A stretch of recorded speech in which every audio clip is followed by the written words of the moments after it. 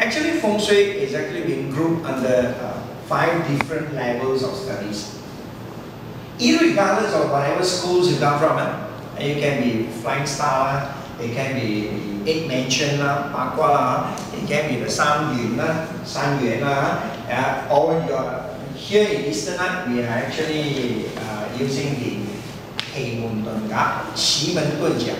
okay, the studies of Feng Shui, right? So the changes of, we call it the time, the correct time at using at the correct space or correct instance. So they call it the the changes of the formation, formations of Feng Shui. So whatever schools you go into, there should be 5 levels of studies in Feng Shui.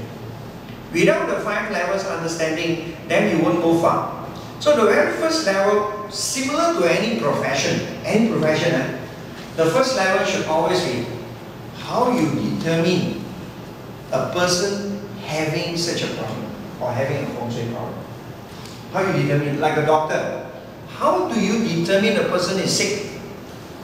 There's 2 ways, right? One is on the face front or superficially, just check based on your blood pressure.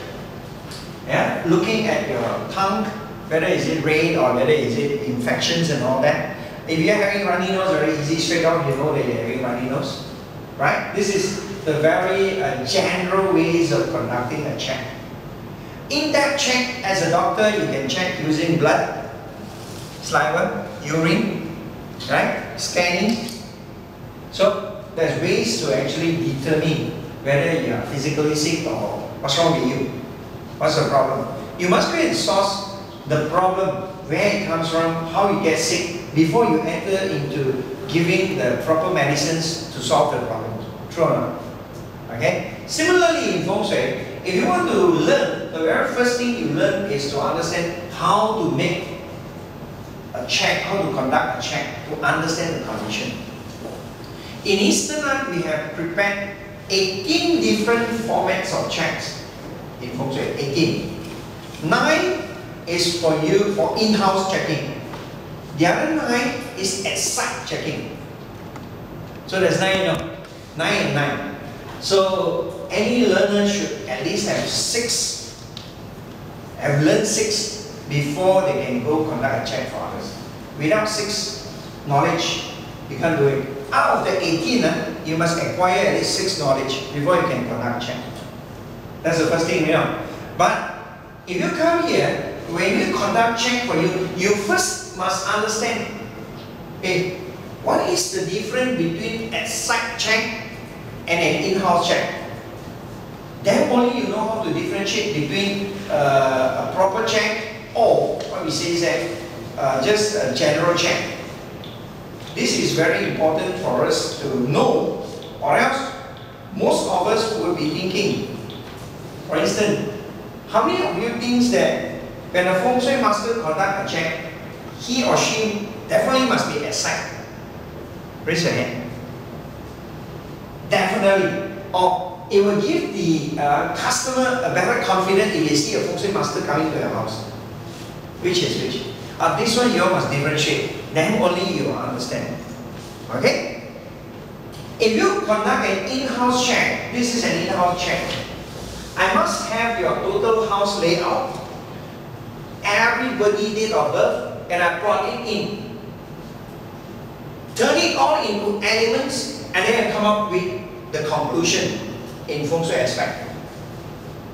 This is similar to you conducting a blood test, where the lab will do all the testing, and when it comes back, the doctor will just look at the check report to present, or your cholesterol is too high, or your blood, red blood or white blood cell too low. All this. This is known as in-house check. And the in-house check impact is to tell you the conclusion of occupants staying in such a house, eventually what will happen. I'm giving you an eventual condition, not the process, not the current. If you want to know the current What's going to happen between 2 to 3 months? Go to the house and site check. Then you'll see what is about to happen. So, normally before a feng shui master go to your house, he or she must have this in-house check first. If it's necessary to go and confirm the severity of the incident, then only he decides or she decides to go to your house. So, not such a good sign if you see boss say, I must go to your house. Something is very wrong here. Okay, thanks. Something is very wrong already. Then only I'll tell you, hey, I must go to your house. Do you understand what I mean? Because at site, when you see the condition, for instance, you see the house condition is due to the environment element clashing with the occupant's element, then they will take action to have a kind of arrangement. So when you go, such an arrangement is known as the symptoms is already there. So the symptoms is already there. It's shown. The symptoms is shown upfront, saying that this is about to happen. This is about to happen. So that's why the symptoms actually pop up. The cause of it is because the environment element, for instance, your kitchen.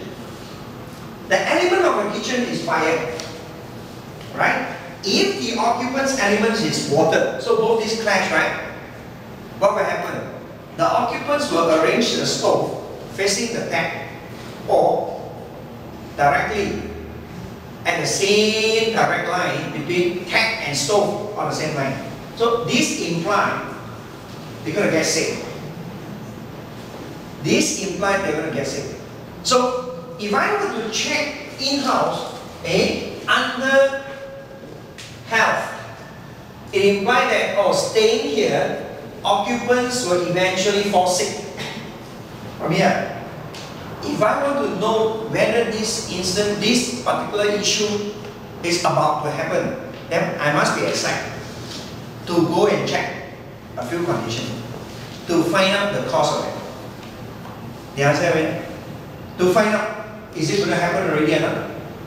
So, more so than not, if a feng shui master were to come to your house and check your condition,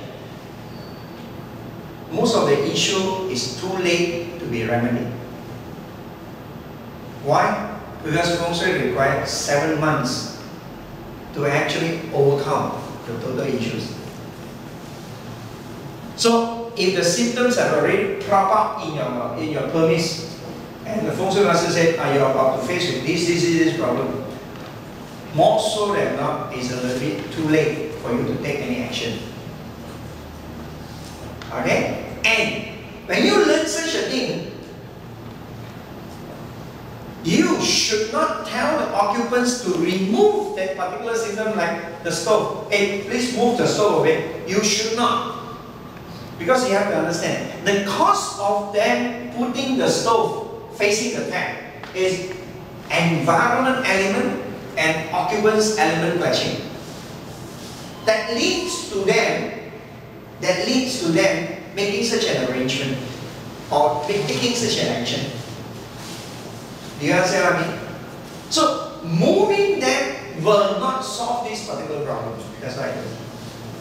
Moving them will not solve the problem. So, what do you call that? That is called general awareness in feng shui. So, in feng shui, when you want to conduct a check, you must learn at least all these steps to understand. You must differentiate. Going to site and in-house check is two different issues. At site is the process. Okay? The process. In-house is a conclusion. The eventuality is all here.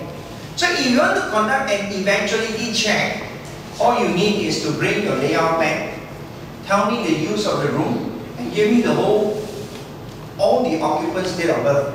Then I'll be able to give you all these answers.